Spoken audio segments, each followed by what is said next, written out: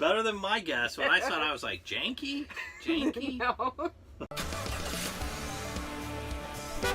Along these roads we roam, we find adventure through traveling, camping, boondocking, and exploring. Hello, everybody, and welcome to Vlogcast episode number 57. My name is Russ. And I'm Kerry. And we are the roads we roam. We're a couple living full-time in our little guy, Max. We do this vlog 5 days a week, Monday through Friday. On Saturdays, we have a Faces and Places video. Basically, you get to see what we see because we take the camera with us all week long. And then we have two opportunities where we get to talk live to you. That is Friday night at 8 p.m. Eastern, and then again on Sunday at 1 p.m. Eastern. We are in Livingston, Texas today. Last day here in Livingston. Yes, we are at the Escapees headquarters campground, Rainbow's End. Yep. It was kind of nice because we have our mail service going through Escapees where our mail will come here, and then wherever we are, we can tell them to forward it. Or they can scan it, which I find very convenient for a lot of our stuff.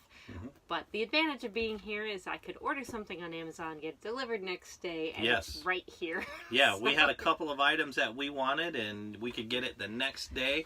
And we didn't have to worry about, okay, where are we going to be? Where should we send this to? Nope, we knew we were going to be right here in Livingston, so we had it sent here and went and picked it up the very next day. Although, you know, Amazon has that Amazon locker system where you can order things and have it delivered. We haven't tried that yet, but I'm going to have to order something sometime and have it delivered there. One, we can document it, so we can show people how it works. It's a good educational. But two, I'm really curious, and I want to stay up to speed on the technology so our kids can't make fun of me. So. Yeah, we definitely have to do that. Not only is it neat for us, but it's educational. I'm sure other people who are looking at going into this life are wondering about things like that, because you and I are definitely wondering about it, but we will do it and we will show you how it's done. And I know most of the big cities already have the Amazon locker systems, and they're adding more, and it's my understanding that they're doing a lot of them close to Whole Foods because Amazon has they purchased Whole Foods. Yeah. Mm-hmm. So we'll be doing something on that, I'm sure, in the near future because I'm an Amazonaholic. Yes. And that's the one thing I've kind of missed being on the road is just getting those little deliveries at the door. Yeah. Almost daily. Yeah. So. Yeah, now it doesn't work like that. No, unfortunately.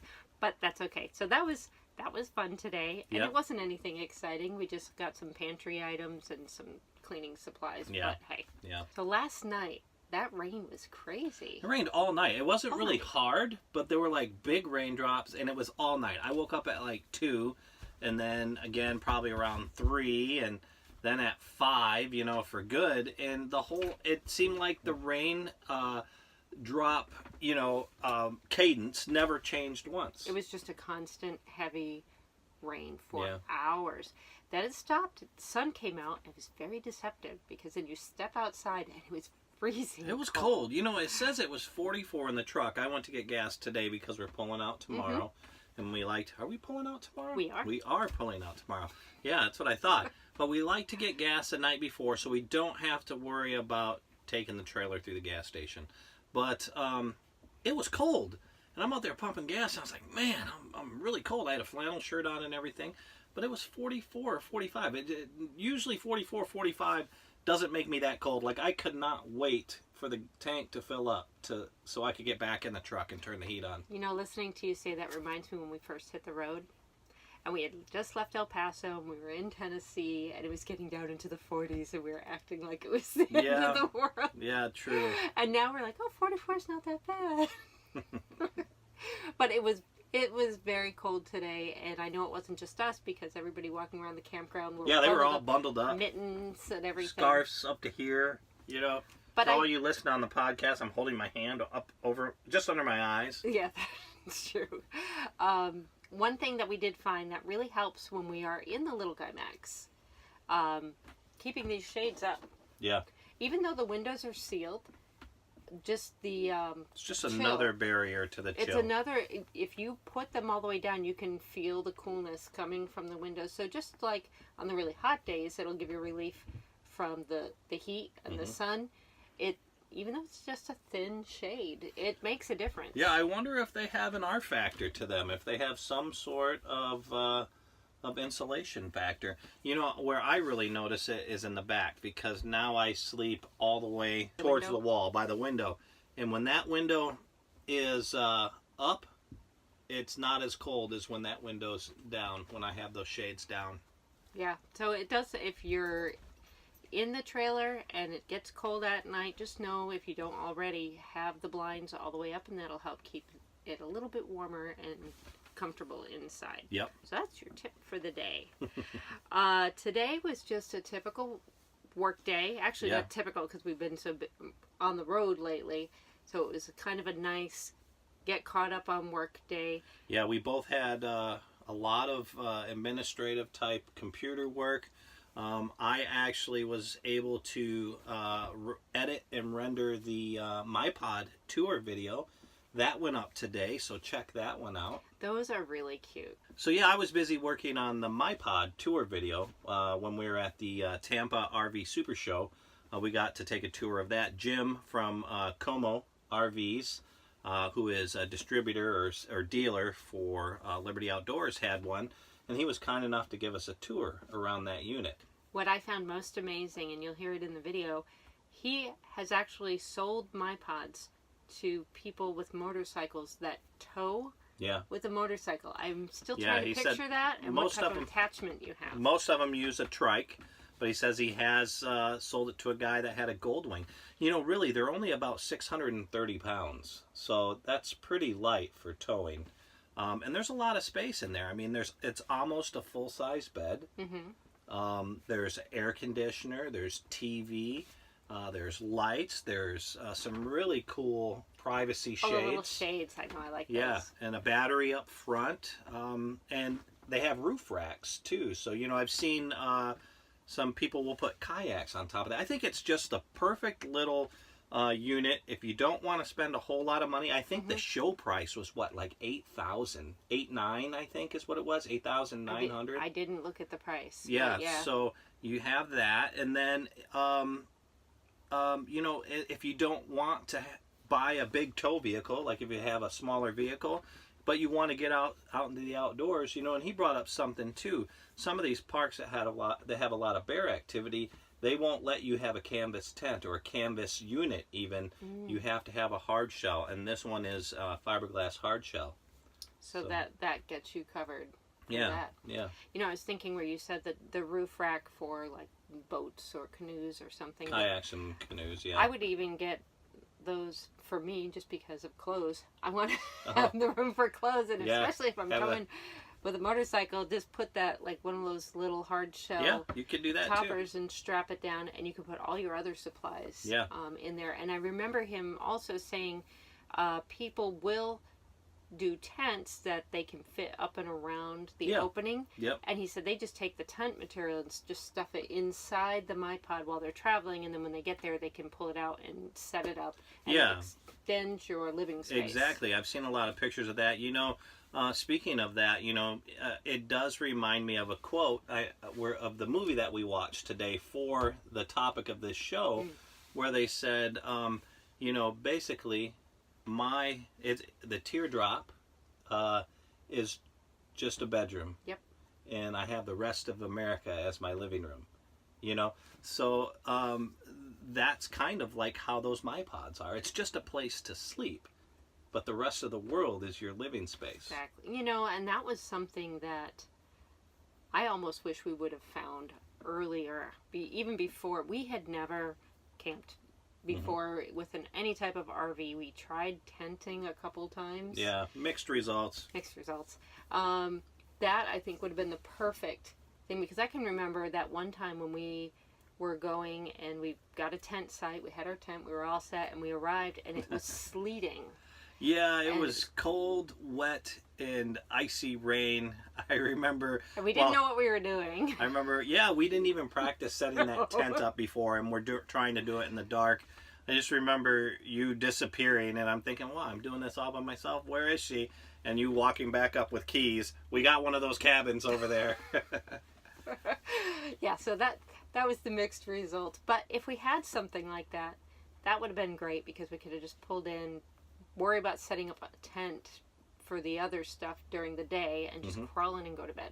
So yeah, if you get a chance, check that My Pod video out. It's pretty cool. You know, and it's just like this Teardrop movie that we watched today. So that's what prompted me. We usually do our movie Mondays.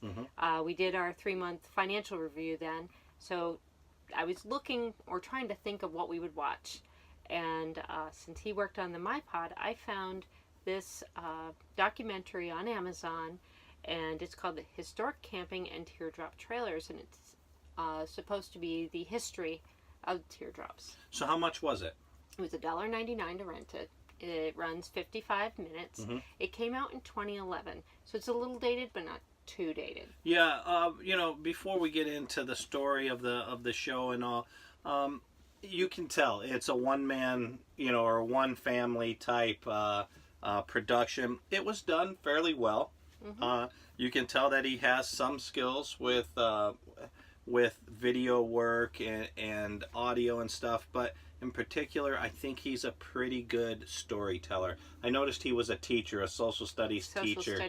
So that's probably where that storytelling comes from. Because that's the best part of this whole video, I think, is the storytelling. Sometimes it gets a little, you know, convoluted and it drags on a little bit. Well, he does meander. So he starts off by sharing that he got a teardrop and he made a teardrop, and he really got interested in the history of it. So he kind of was taking us along his journey of learning about it.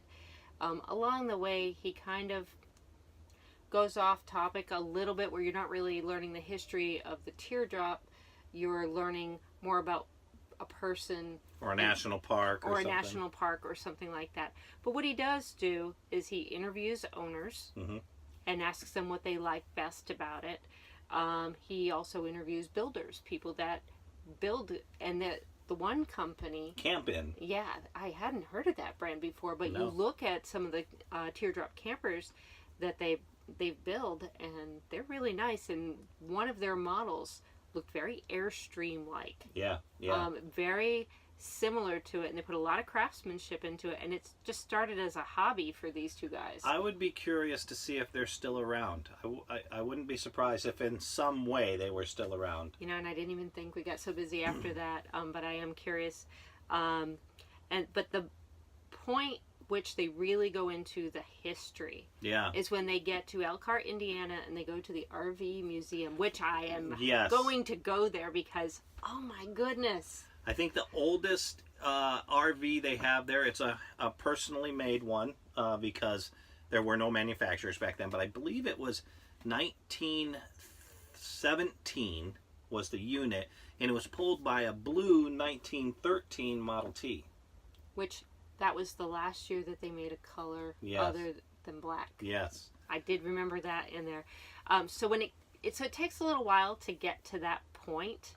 But when he gets to that point, it's very informative. Yes. And you learn a lot about the history of the teardrop trailer. And so at that point, I really enjoyed it. So as for the whole part, cinematography, storytelling, I would give it a B. Yeah. But there were some really good nuggets of information. Yeah, you know, one thing that was really interesting about it, too, was when he was talking about... you know, the materials to make it, to make these units, especially during World War II, all those materials were being used for the war effort, you know, and then also talking about the boom of RVing after World War II, because all these GIs came home, they had a couple things on their mind. They were to get married and make babies, you know, and then go camping. But, so there are a lot of interesting nuggets of information in there. I think it's well worth the $1.99 or $1.95, whatever it was. Oh, yeah. And we're obviously in a much larger than normal teardrop. But I still feel connected to that community. And even if you don't have a really tiny teardrop and don't ever plan on doing it, just learning about where the history of RVs kind of started. Yeah. At least here in America. Yeah. That I think it's definitely interesting, and we recommend it. Yeah, definitely. It's a good it's a good watch. So it's called Historic Camping and Teardrop Trailers. I'll put the link below if you're interested. The teacher is Mark Janke, Janke. And the only reason why I'm pretty sure that's how you pronounce it is because there was a newscaster when we lived in Wisconsin. There was somebody with that name, so I think I have it right. I try. Better than my guess. When I saw it, I was like, Janke? Janke? No. If that was my last name, I would pronounce it Janke. just in case. Yeah, you know, another one I want to watch again, too, is we've seen it, but it's been so long. It's the We Are the... What's the name of that? Millers. The Millers, yes. I want to see that. I remember a comedy. Yeah, I've seen it, but I just remember a lot of laughs. So that'll be fun to watch again. Okay, I will add that to the list. What we should do is just make a list, put them in like a little bingo bowl, and then just pull the at thing random. out, and that's what we'll watch. Yeah. So that way, people give us suggestions. We can just add it, put it in there, and we'll do the drawing like on Sundays. Yep. During our live session, because we usually watch our TV time on Sunday. Yes. So that's what we could do. Okay, sounds good. All right. All right, guys. Well, that's it for tonight. Thank you so much for joining us. Thank you for we had quite a bit of questions come at us here the last weekend. So thank you for that. Keep sending your questions, your comments, your tips, your concerns. We will mention them on Tuesday for Q&A Tuesday, and there's multiple ways to get a hold of us. You can reach us at theroadsweroam.com. We're also on Facebook, Pinterest, Instagram, Twitter, and you can download any of these vlogcasts on Spreaker or iTunes. Mm-hmm. So that's all we have for today. Please take a moment and click like and subscribe. Yep. Talk to you later. Bye. Bye.